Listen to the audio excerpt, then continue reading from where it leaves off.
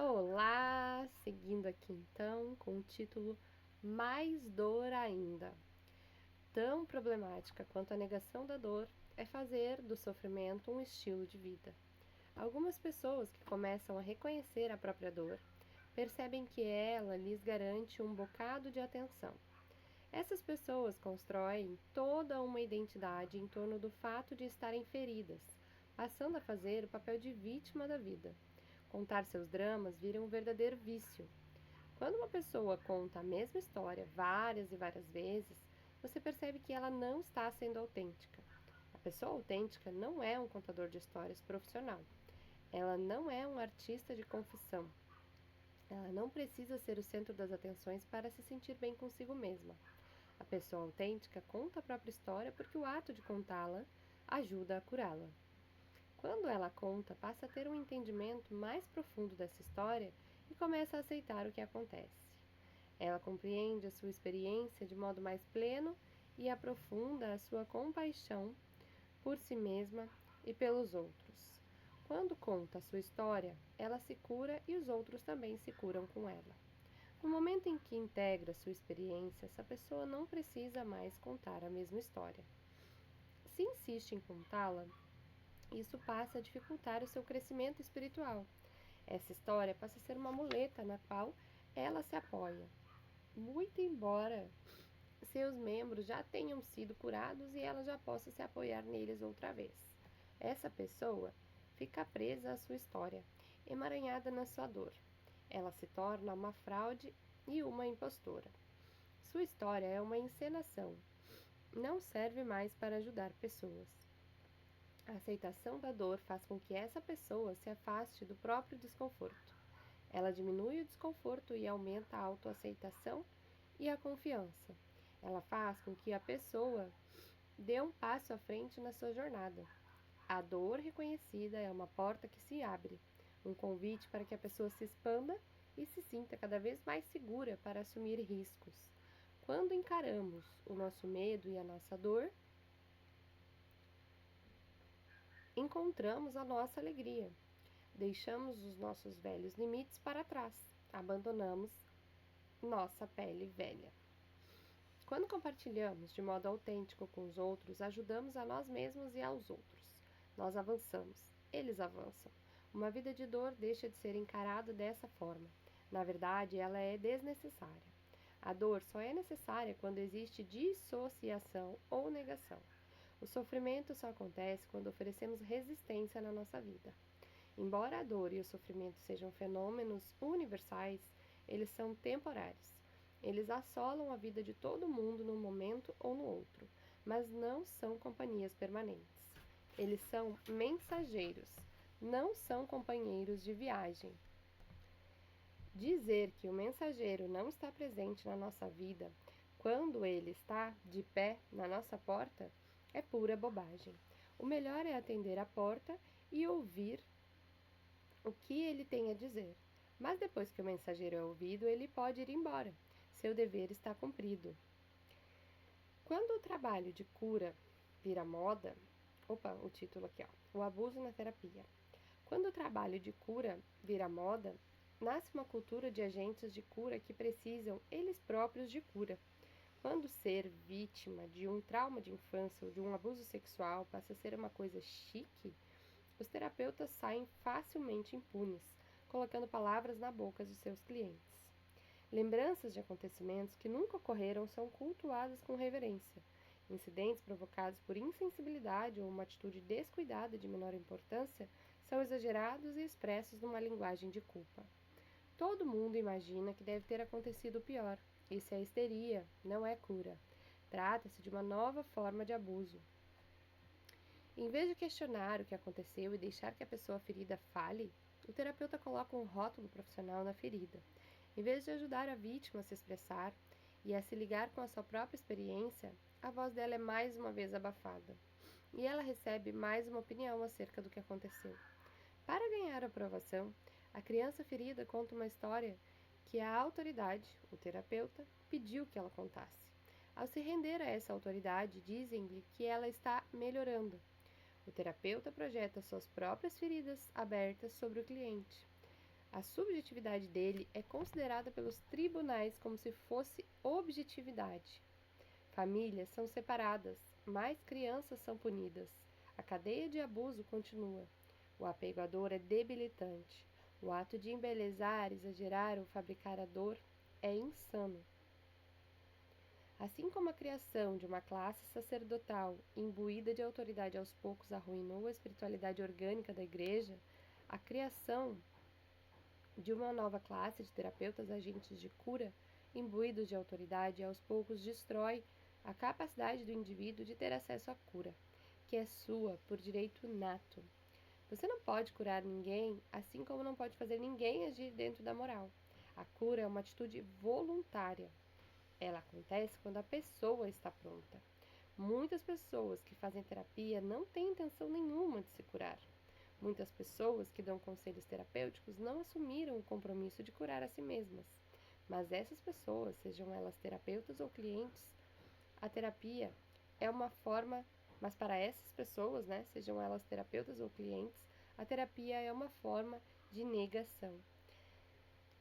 Deixar que a ferida se cure naturalmente é tão importante quanto ajudá-la a se curar.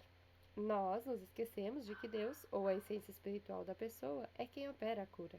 Não é o terapeuta, nem o agente de cura. Aqueles que intervêm ou interferem no processo natural da cura acabarão sendo responsabilizados pelo dano que causaram. Pois um ataque é sempre um ataque, esteja sob o disfarce que estiver. E a compulsão de curar é algo tão repreensível quanto a compulsão de ferir. Trata-se dos dois lados da mesma moeda. O verdadeiro agente de cura respeita a capacidade interior que o paciente tem de se curar. Ele ajuda o paciente a fazer ligações que está preparado para fazer. Ele é a favor da integração, da gentileza, da paciência. Desse modo, seus clientes ficam mais fortes, eles se curam e seguem adiante. O agente de cura precisa ele próprio ser curado. O agente de cura que precisa ele próprio ser curado não demonstra a fazer do paciente uma vítima. Não demora a culpar os outros. O falso agente de cura encarcera o paciente, tirando a liberdade dele. O paciente é destituído de toda dignidade e autoconfiança. Ele passa a depender de medicamentos, aparelhos e da autoridade dos médicos. O que acontece em alguns hospitais não é muito diferente do que acontece na maioria dos cultos religiosos corrompidos. Trata-se de uma história de degradação e de escravização. Chamar isso de cura é grotesco, para não dizer obsceno. Se não quer fazer do seu processo de cura uma gozação, você precisa evitar os extremos da negação e da dramatização da dor. É preciso enfrentar a dor, não imaginá-la. Se ela existe, se expressará com autenticidade. Ela falará por si mesma. A sua tarefa é convidá-la a falar, em vez de falar por ela. Bodes expiatórios não contribuem muito para a cura de ninguém. Vencer a vergonha é mais importante do que encontrar pessoas para culpar. Mesmo quando é evidente que ocorreu uma violência, a solução não é punir quem a cometeu, pois essa pessoa já é uma vítima, e puni-la só reforçará a sua própria vergonha e impotência. A pergunta que você tem de aprender a fazer não é como curamos, mas como criamos um ambiente seguro onde a cura pode ocorrer. Se você não aprender a criar esse ambiente, a cura acontecerá naturalmente. Se você aprender a... Meu Deus, hoje eu tô que tô. Se você aprender a criar esse ambiente, a cura acontecerá naturalmente. E assim você também estará criando a atmosfera ideal para que as condições que causam o abuso sejam eliminadas pela raiz. A autenticidade e a aceitação. Qualquer que seja a sua experiência, o seu desafio é aprender a aceitá-la, abster-se de julgá-la, acolhê-la incondicionalmente.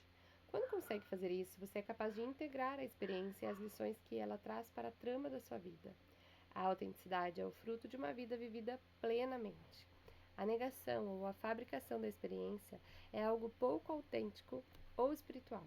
Ela resulta na fragmentação da consciência e na subjugação de uma parte da experiência. inconsciência, por outra, consciente. Isso cria um desequilíbrio na psique que precisa ser sanado um dia, e a cura invariavelmente requer que se admita a mentira. Falar a verdade para si mesmo e para os outros é o primeiro requisito da vida espiritual. Sem honestidade, a autenticidade fica impossível. Para que a experiência seja aceita e integrada, é preciso dizer a verdade sobre o que aconteceu. Segredos precisam ser revelados. Se ocorrer dissociação, a pessoa pode ter reprimido lembrança dos fatos. No entanto, a lembrança sempre vem à tona quando ela passa a ser capaz de olhar para ela. A pessoa não pode nem deve apressar o processo. Não negue o que aconteceu. Não maquie nada. Simplesmente reconheça o que aconteceu e aceite o fato.